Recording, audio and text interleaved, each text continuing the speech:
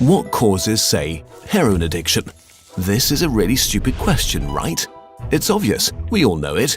Heroin causes heroin addiction. Here's how it works. If you use heroin for 20 days, by day 21, your body would physically crave the drug ferociously because there are chemical hooks in the drug. That's what addiction means. But there's a catch. Almost everything we think we know about addiction is wrong.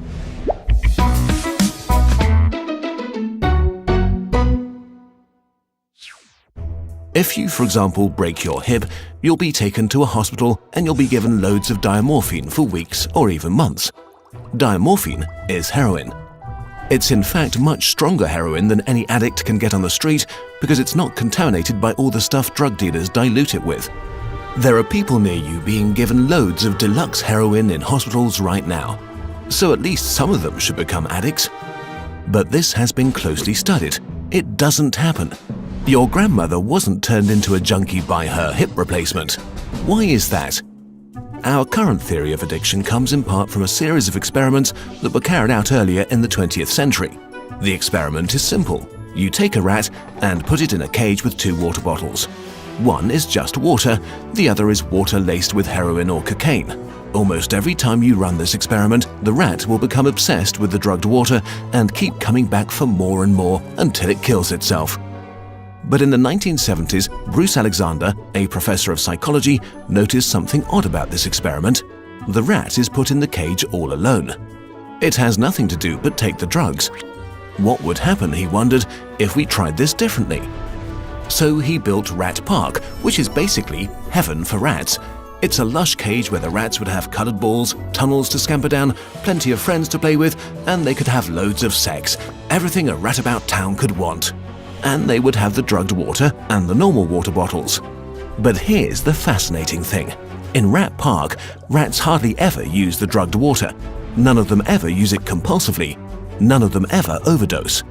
But maybe this is a quirk of rats, right? Well, helpfully, there was a human experiment along the same lines, the Vietnam War.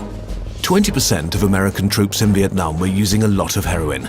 People back home were really panicked because they thought there would be hundreds of thousands of junkies on the streets of the United States when the war was over. But a study followed the soldiers home and found something striking. They didn't go to rehab. They didn't even go into withdrawal. 95% of them just stopped after they got home. If you believe the old theory of addiction, that makes no sense. But if you believe Professor Alexander's theory, it makes perfect sense.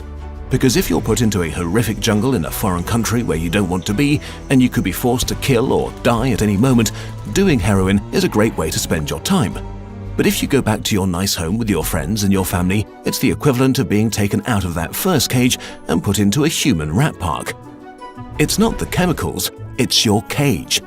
We need to think about addiction differently. Human beings have an innate need to bond and connect. When we are happy and healthy, we will bond with the people around us. But when we can't, because we're traumatized, isolated, or beaten down by life, we will bond with something that gives us some sense of relief.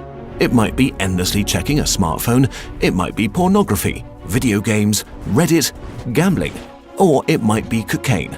But we will bond with something because that is our human nature.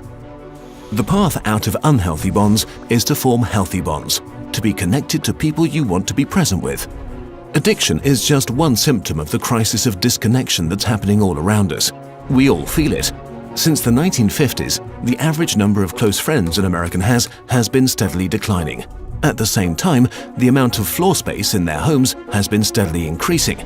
To choose floor space over friends, to choose stuff over connection. The war on drugs we've been fighting for almost a century now has made everything worse. Instead of helping people heal and getting their life together, we have cast them out from society. We have made it harder for them to get jobs and become stable. We take benefits and support away from them if we catch them with drugs. We throw them in prison cells, which are literally cages. We put people who are not well in a situation that makes them feel worse and hate them for not recovering. For too long, we've talked only about individual recovery from addiction. But we need now to talk about social recovery, because something has gone wrong with us as a group. We have to build a society that looks a lot more like Rat Park and a lot less like those isolated cages. We are going to have to change the unnatural way we live and rediscover each other. The opposite of addiction is not sobriety. The opposite of addiction is connection. This video is a collaboration with Johann Hari, the author of the book Chasing the Scream: The First and Last Days of the War on Drugs. He was very kind to work with us on this video to spread the word. We recommend that you give the book a try. Our videos are made thanks to your support on patreon.com.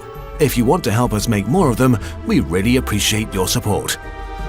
We made an interactive version of this video together with some friends.